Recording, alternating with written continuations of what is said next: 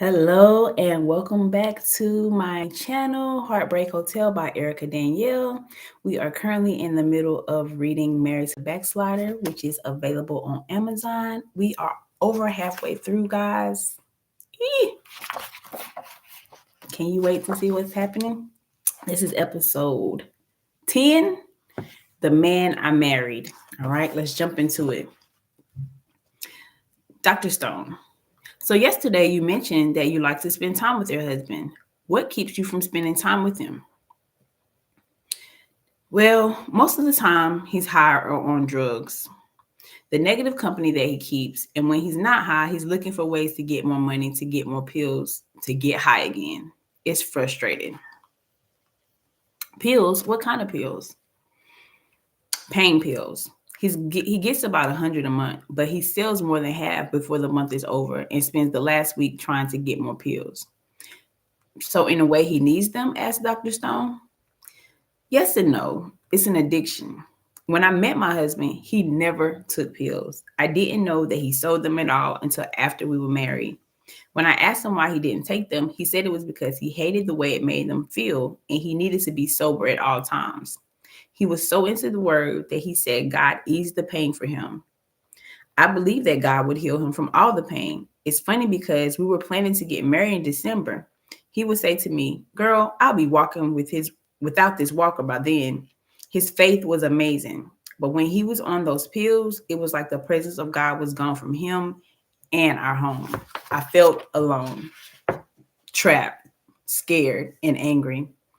It's like he's left me to defend myself. I can't tell you how many times I've come home to find him completely passed out. I hate it when he's like that. I come home and people are there who I have to kick out. One day, something told me to go home for lunch. The front door was wide open. Joe was sitting at the dining room table with money and pills everywhere. His mannerisms showed that he was out of it. There was this girl, Rhonda. She knew I didn't like her. "Why are you in my house?" Joe was talking out of his mind. She said, "Oh no, I was just watching him because the door was open and I didn't want anything to happen to him." "And now you're just leaving," I said, as I grabbed her by her arm and walked her outside. I got Joe into bed and locked the doors and went back to work. I was tired of seeing my husband that was so strong become so weak.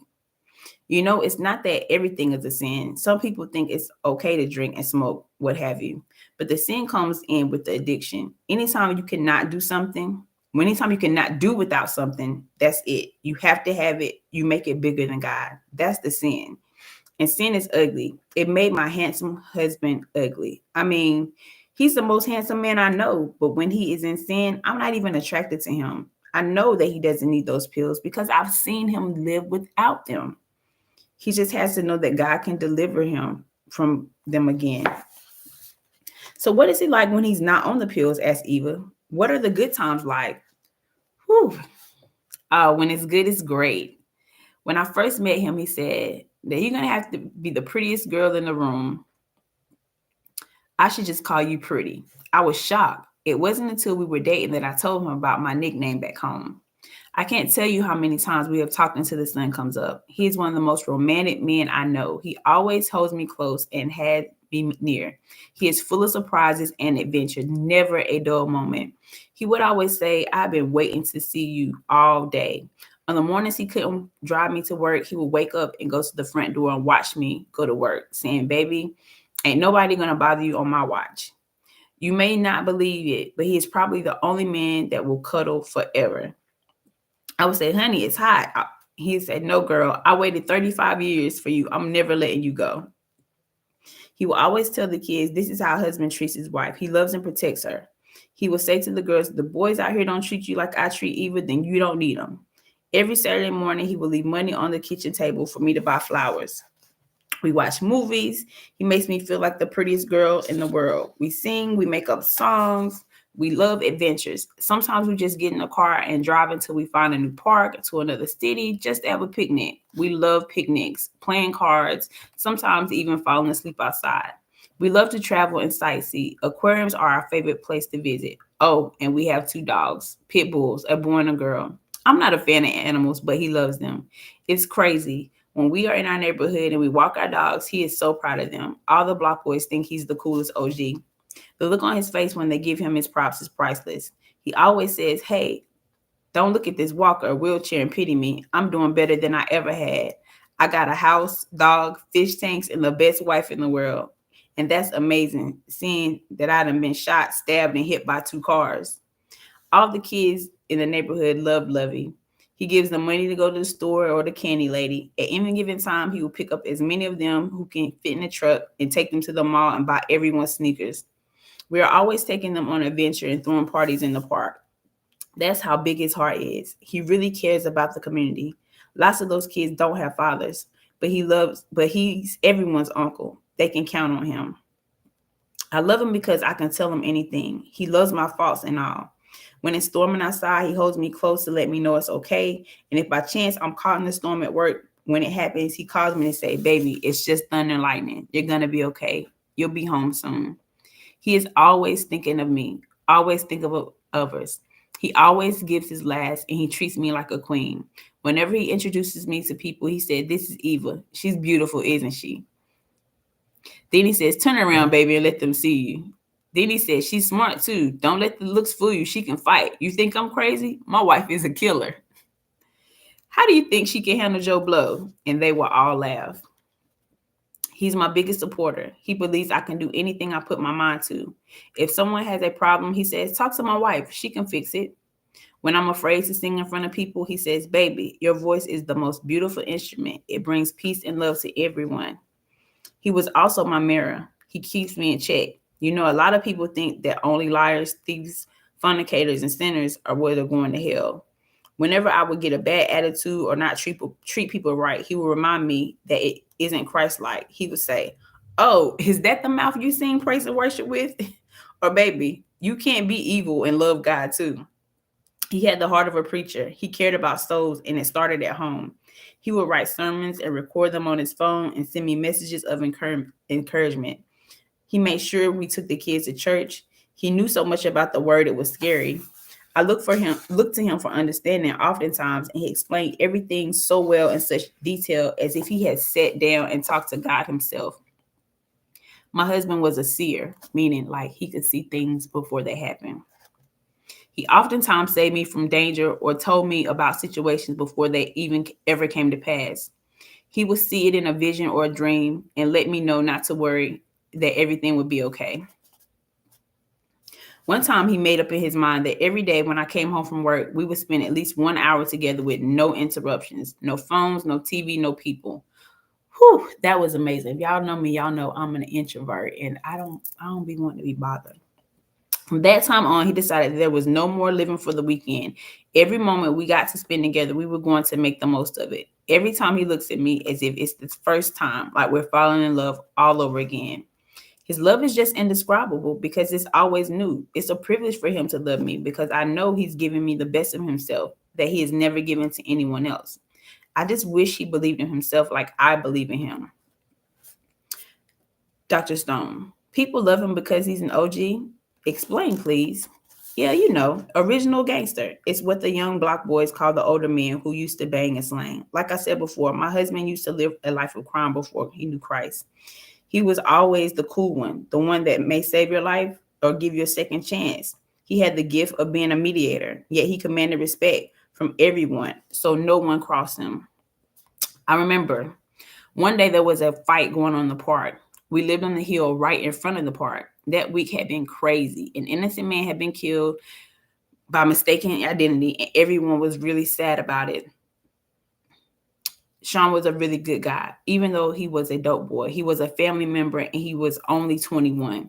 He hadn't even been buried. So that day there was about 30 guys in the park. The tension was still thick.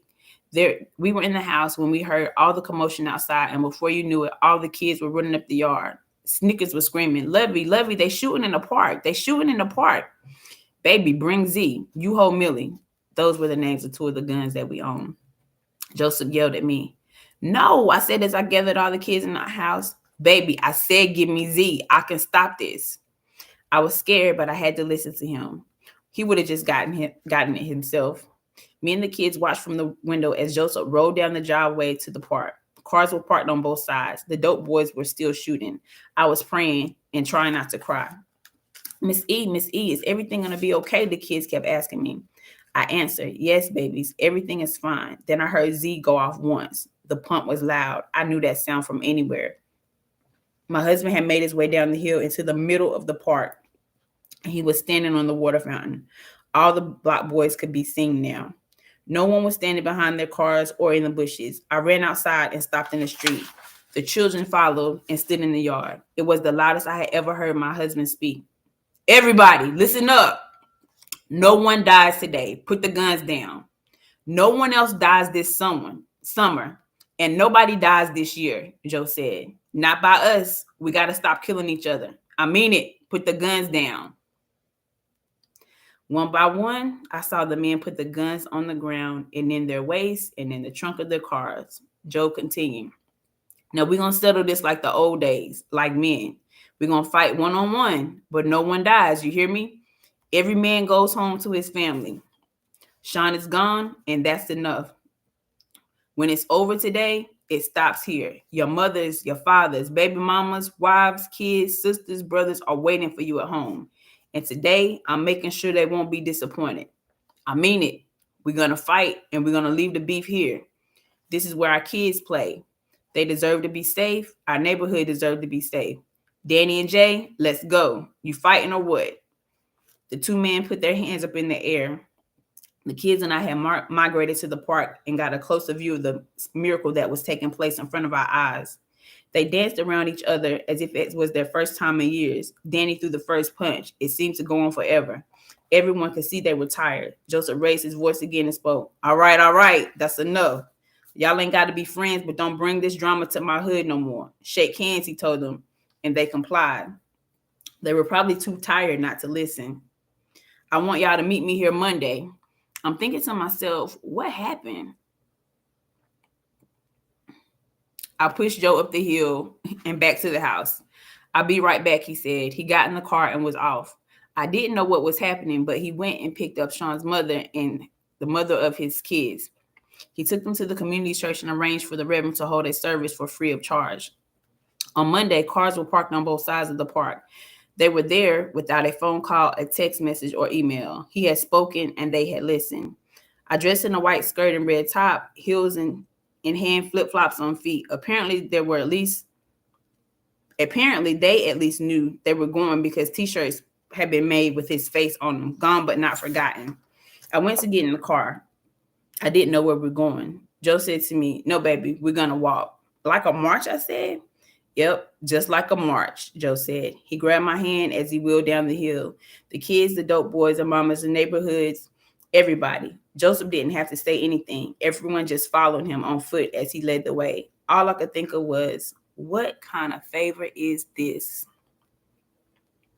I had always known there was a calling on his life, that what had drawn me to him, he was a leader. The people were just waiting for him to lead them the right way.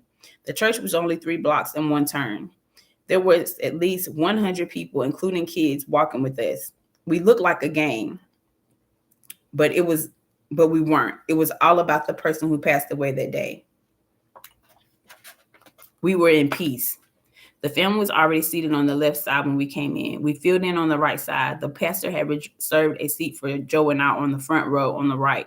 Some kids from the neighborhood sat with us, about 9 of them. I will never forget what the preacher preached that day. Hebrews 9:27, which says, it is appointed unto men once to die, but after this, the judgment. He preached how, if it ended at death, he would say, keep banging, keep slanging, keep robbing, keep doing everything that you're doing, but judgment is coming, and every man must give an account for himself and his actions. Don't let the devil fool you into thinking that there is not a but, that judgment won't come. This boy's life was gone too soon, but he's done something that your mothers and fathers couldn't do, something even he couldn't do while he was alive. He has brought you to the house of God for you to hear the word that can save your soul. Don't believe the hype. Judgment day is coming. Will you be ready? There wasn't a dry eye in the place. The teenage girls went and drove to the altar. Some guys went, and the guy, Pee Wee, whose funeral it should have been, wept uncontrollably. About 20 people got saved that day, and everybody got prayer. I imagine if Joe would have started a Bible study, they would have all gotten saved. I sat in that church beside the man of God who I married, a man of faith, a man of love, a man of peace, a man who was following the calling on his life, and I remembered why I had married him. Let me tell you, a man that prays is a powerful man. A man that trusts and believes God to answer his prayers is a powerful man. Wouldn't have it any other way. All right, stay tuned, guys.